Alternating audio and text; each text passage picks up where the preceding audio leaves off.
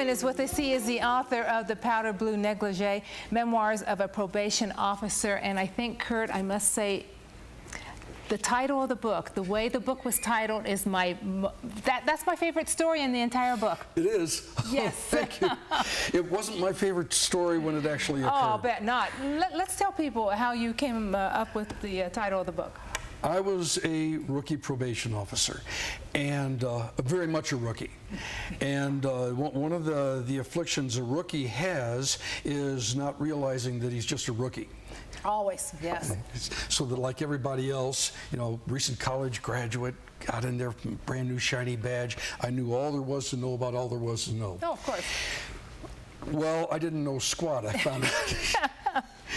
In any event, one of the things a probation officer does is he engages in pre-sentence investigations. That is, somebody's been found guilty of a criminal act, and a judge sets a time for sentencing, and he sets sufficient time for a person like myself to go out and investigate the offender's background, the needs of the victim, on and on and on and on and on like that, and then we create a report to the court called a pre-sentence report. I was engaged in that with a young man who had a file, believe me, in the 60s and early 70s, in the juvenile justice system, files that thick were not unusual at all. This was Johnny, wasn't it? What's his name? Go ahead, doesn't matter. Doesn't matter. This guy was a thug and a strong-arm robber. And oddly enough, both his parents were professional models. Beautiful people. Beautiful people. Indeed they were. In any event, I consulted my supervisor, because this is one of my very first pre-sentence investigation reports, and he recognized the name, and he said, this kid needs to go to the State Department of Corrections. And I so informed the parents, who were clearly not happy. And about 3 or 4 days before the actual sentencing hearing, I got a call from Mama, who was all sad and tearful, and asked if I would please go to their home and get involved in some kind of discussion around other options, kind of thing. Is there something else we can do besides sending them to... Some dialogue. Yes, instead of sending them to Fort Grant. I don't know if you've been in Arizona long enough to remember Fort Grant for juveniles. I do. I definitely do. And I do wasn't too. there, but I remember.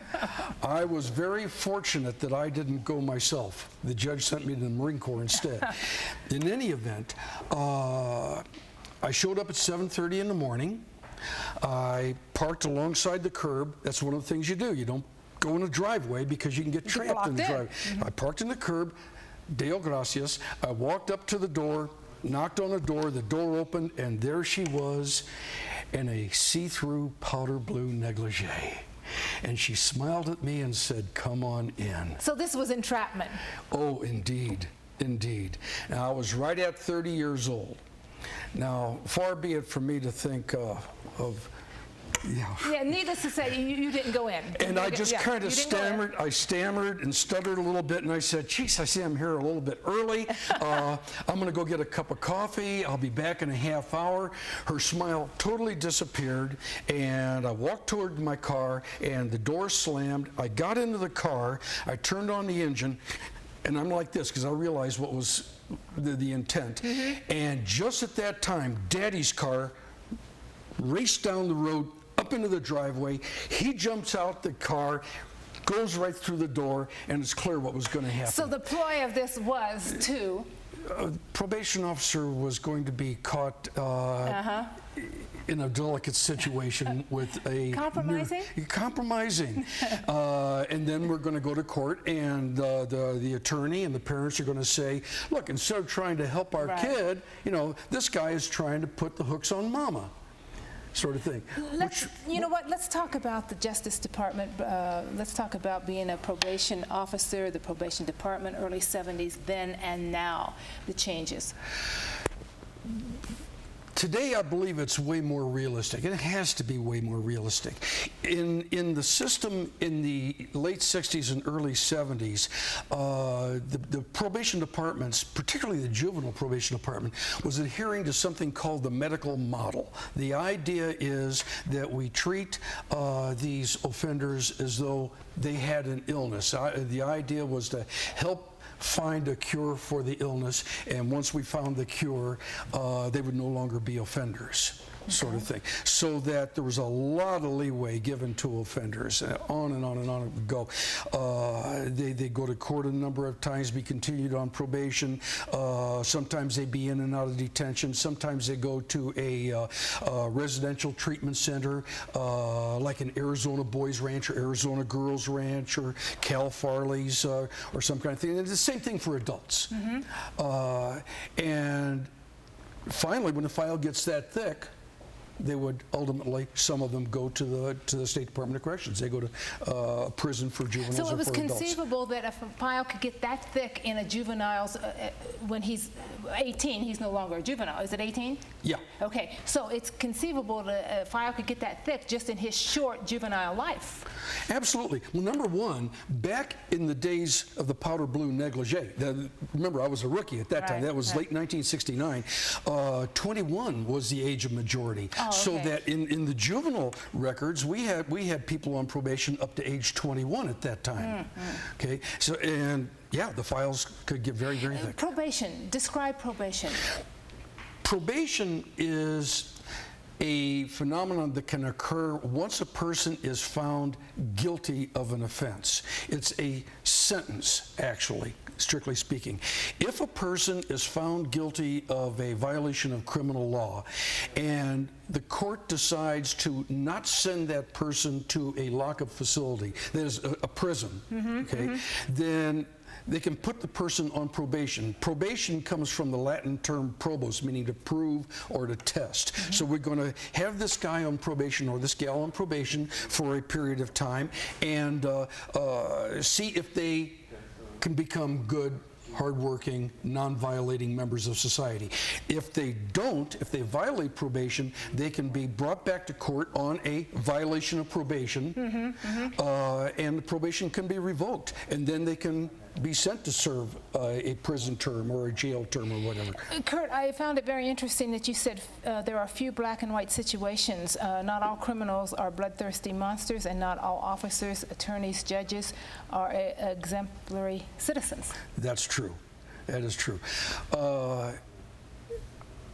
met very few criminals who were really so hardcore that I would want to be carrying an AK with me to go into their home. And they were not necessarily violent criminals. Most of the criminals that I dealt with weren't violent criminals. Even when I was in the gang unit, most of them really weren't violent unless there was just no other option. I hate to say it like this, a product maybe of their home, the parents or the generation. Very often. Yeah, a problem.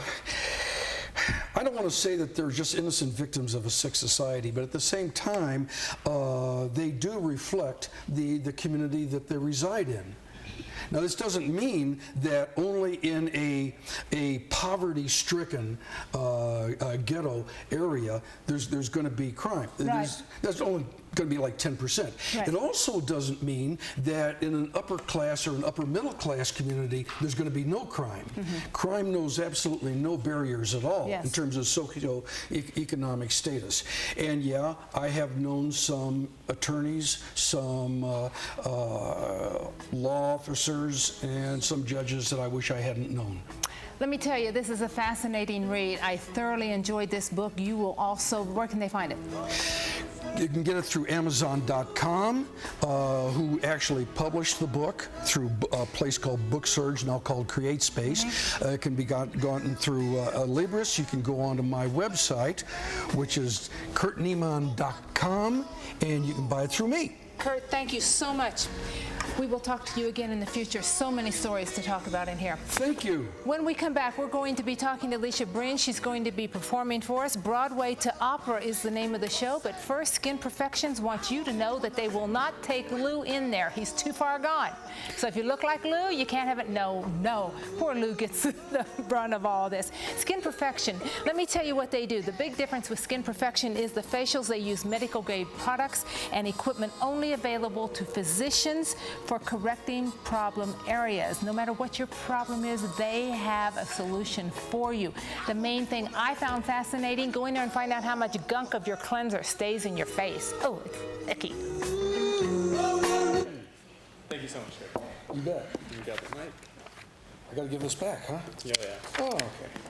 All right, ladies. Kurt, we'll book you again. Thank you. You want to give this back to Fred, or will you be seeing him, or should I? Yo, yeah, I'll be seeing him. Okay.